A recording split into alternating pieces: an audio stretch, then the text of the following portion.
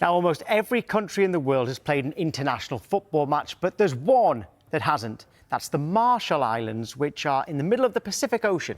However, that is about to change. Two British men have helped organise their first ever international matches, and I'm delighted to say we can speak to them live now. We're joined by Technical Director Lloyd Owers and Commercial Director Matt Webb. Thanks for joining us this morning, folks. Lloyd, let's start with you. Just tell us a bit more about this project, and considering that you are from Oxford, and I don't think have any Marshall Islands blood in you, how did this get started? Yeah, very randomly, very uniquely. So it's about 2022. I was doing online coach education, different interviews, different pieces for just to help people coming out the back of COVID, and it just kept going. And then I came across a story from The Athletic, which was all around the Marshall Islands.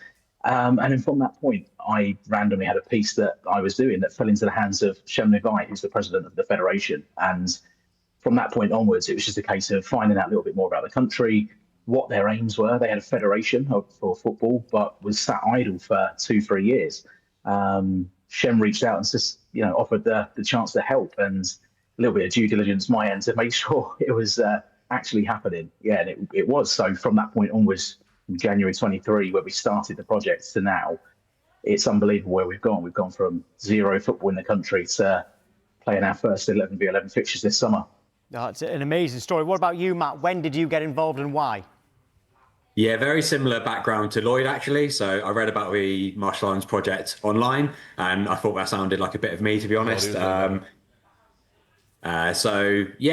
reached out to Shem. I hounded him on social media, and I think eventually he thought, what's the worst that can happen? So my background being in marketing, and the Marshall Islands Soccer Federation doesn't receive any external funding. So we're a team of volunteers.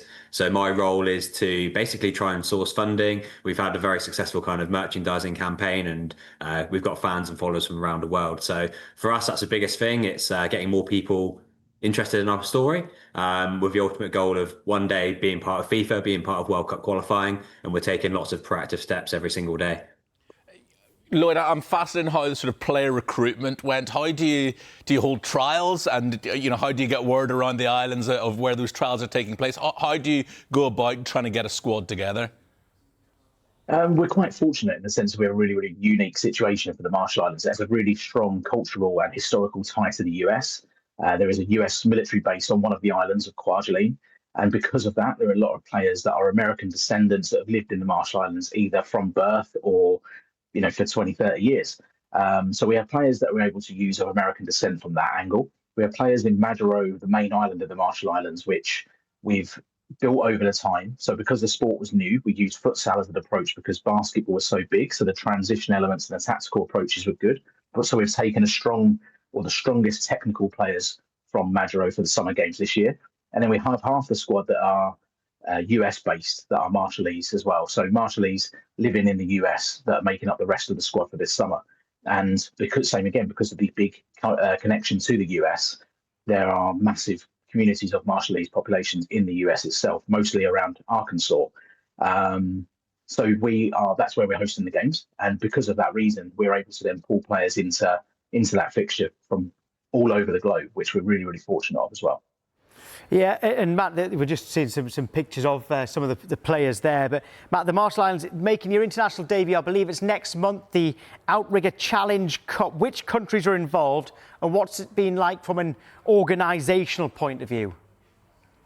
Yeah, it's been a lot of sleepless nights trying to not organise just our first ever match, but an entire international tournament. So we're very fortunate to be joined by two FIFA nations, so the US Virgin Islands and Turks and Caicos. And actually we're being supported by Ozark United, who are a professional USL team who are located in the Springdale region as well. So there's going to be 4 teams in total, including ourselves, and we're looking forward to promoting that.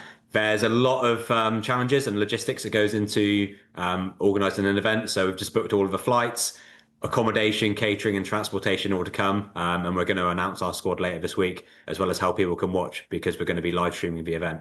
Oh, fantastic. I look forward to that. Lloyd, you've obviously been over to the Marshall Islands. How have the community responded to this project?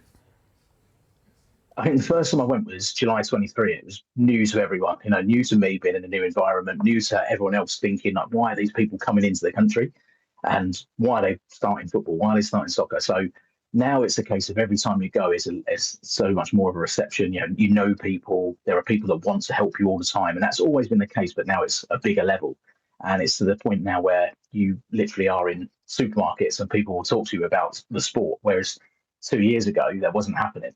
But yeah, it's fantastic. Now that you go there every time, you are just meeting new people that want to help in new ways, and we're discovering new players all the time. We've got 2 years ago we didn't even have youth playing the game, whereas now we have 200 kids a week playing in schools. We have kids that are doing different activities outside of school as well. So we've got those sort of platforms to build on. But yeah, in terms of when you go, it's amazing that people just recognise what we're doing and want to be part of the journey. Matt, you've got 10 seconds. How can people still donate? 'Cause I know you're crowdfunding.